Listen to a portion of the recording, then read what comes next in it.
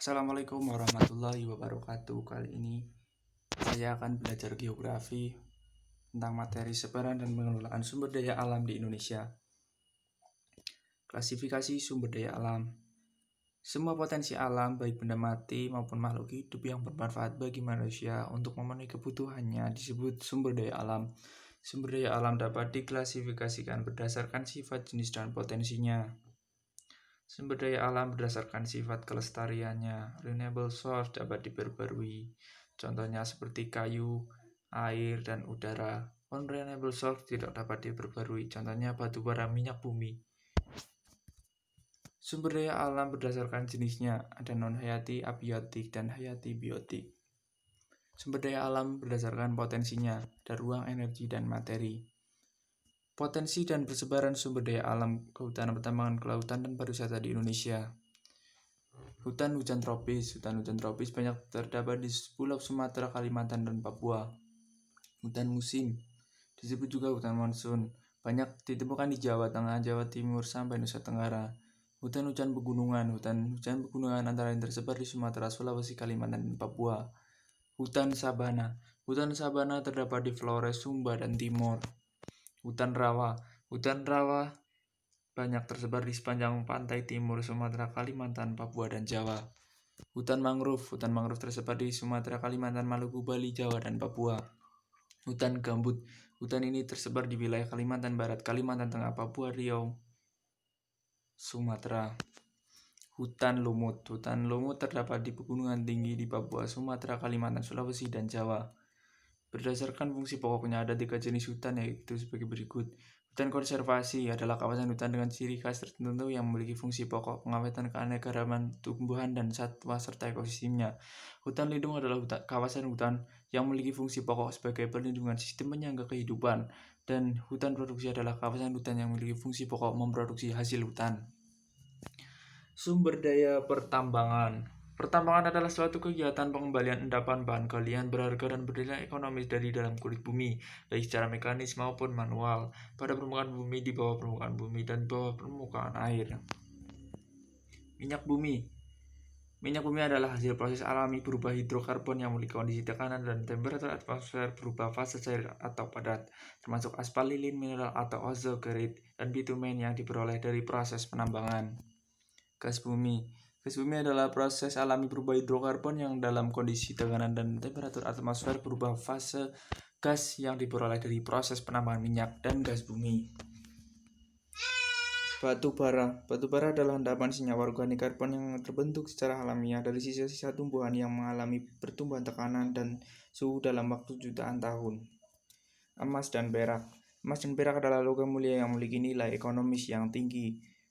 Emas dapat ditemukan sebagai besar di Sumatera dan Pulau Jawa. Selain itu, emas ditemukan juga tersebar di Pulau Kalimantan, Jawa, Sulawesi, Nusa Tenggara, Maluku, dan Papua. Tembaga. Umumnya biji tembaga di Indonesia terbentuk secara magmatik. Pembentukan endapan magmatik dapat berupa proses hidrotermal atau metasomatisme. Logam tembaga mendukung industri pelatihan listrik dan telekomunikasi. Bauksit adalah biji utama bentuk aluminium yang terdiri dari kelompok mineral aluminium hidroksida. Di Indonesia, penambangan bauksit tersebar dan tertua berada di Pulau Bintan. Nikel berasal dari pelapukan batuan ultra basa. Potensi nikel ditemukan di Pulau Sulawesi, Kalimantan bagian Tenggara, Maluku, dan Papua. Biji timah terbentuk akibat proses intrusi magma.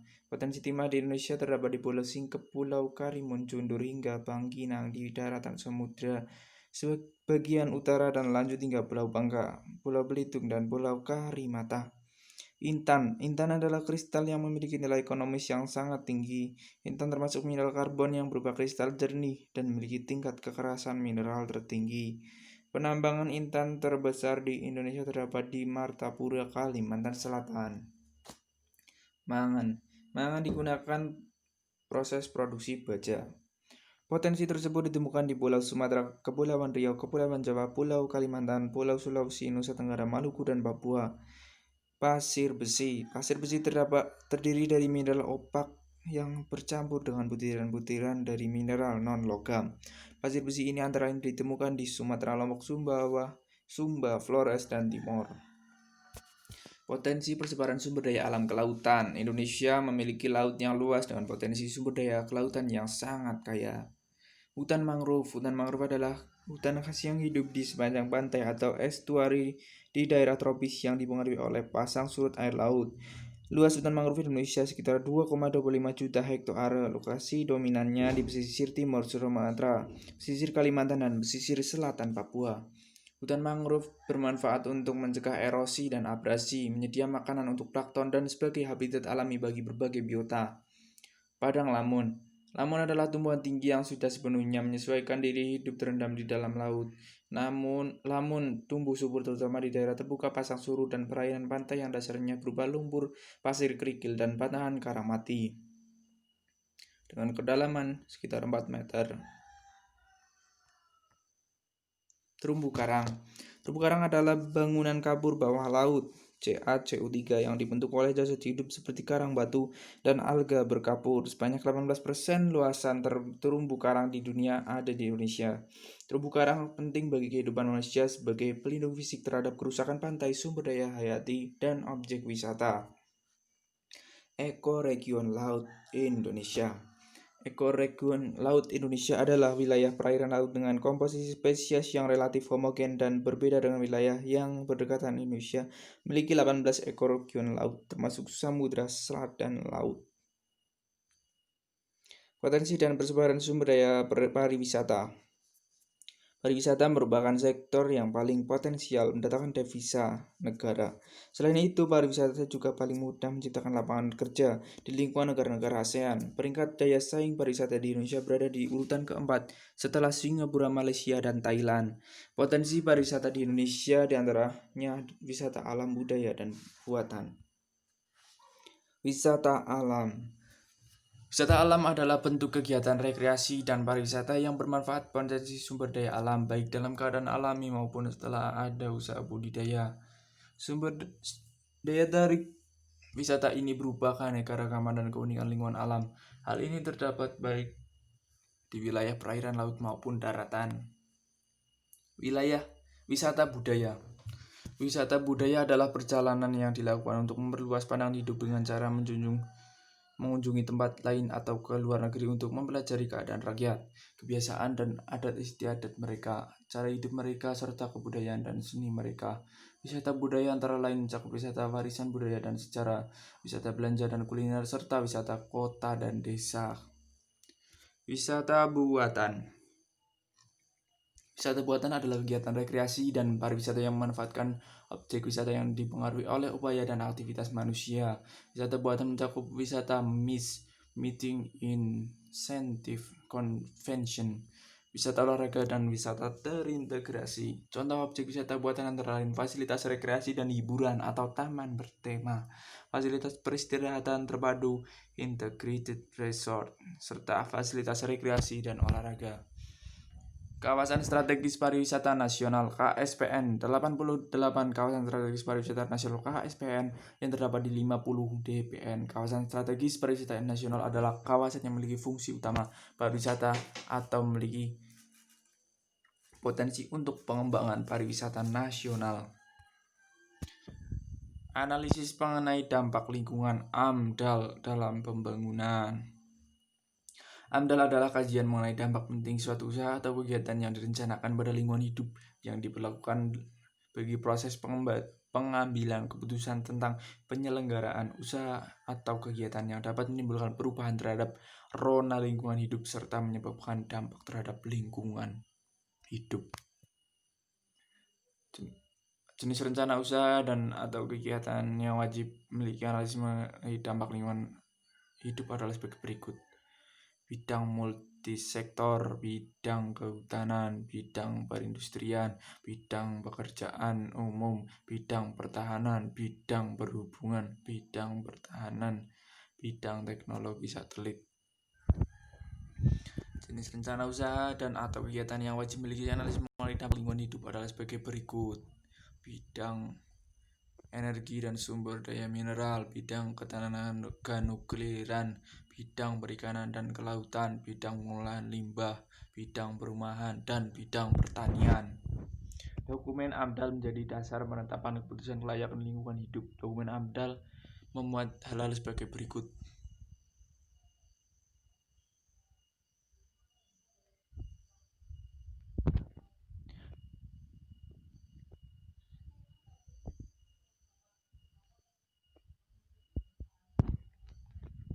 Pemanfaatan sumber daya alam dengan prinsip-prinsip pembangunan berkelanjutan. Ada 5 prinsip utama pembangunan berkelanjutan, yaitu sebagai berikut. Prinsip keadilan antar generasi, prinsip keadilan satu generasi, prinsip pencegahan dini, prinsip pelindungan keanekaragaman hayati, prinsip internalisasi biaya lingkungan, dan mekanisme sentif. Strategi nasional untuk pembangunan berkelanjutan dituangkan dalam Agenda 21 Indonesia. Pokok pikiran yang terdapat di dalamnya mencakup hal-hal berikut. Pelayanan masyarakat di bidang pengentasan kaum miskin, perubahan pola konsumsi, dinamisasi kependudukan, pengelolaan, peningkatan kesehatan dan pengembangan perumahan dan permukiman, dan sistem perdagangan global, instrumen ekonomi, serta neraka ekonomi dan lingkungan terpadu. Pengelolaan limbah yang meliputi perlindungan atmosfer, pengelolaan bahan kimia beracun, pengelolaan limbah bahan berbahaya dan beracun, pengelolaan limbah radioaktif, serta pengelolaan limbah padat dan cair. Pengelolaan sumber daya alam mengutamakan konservasi keanekaragaman hayati, pengembangan bioteknologi, serta pengelolaan terpadu wilayah pesisir dan lautan. Pengelolaan sumber daya tanah memuat penata gunaan sumber daya tanah, pengelolaan hutan, serta pengembangan pertanian di pedesaan dan pengelolaan sumber daya air. Pemanfaatan lingkungan untuk pembangunan berkelanjutan antara lain dapat dilakukan dengan hal-hal berikut. Melaksanakan kegiatan pertanian, peternakan yang ramah lingkungan, pencegahan penurunan dan peningkatan serapan karbon di bidang kehutanan, pemanfaatan energi terbarukan, diferensiasi bahan bakar, efisiensi dan konservasi energi, pengelolaan sampah domestik. Terima kasih. Wassalamualaikum warahmatullahi wabarakatuh.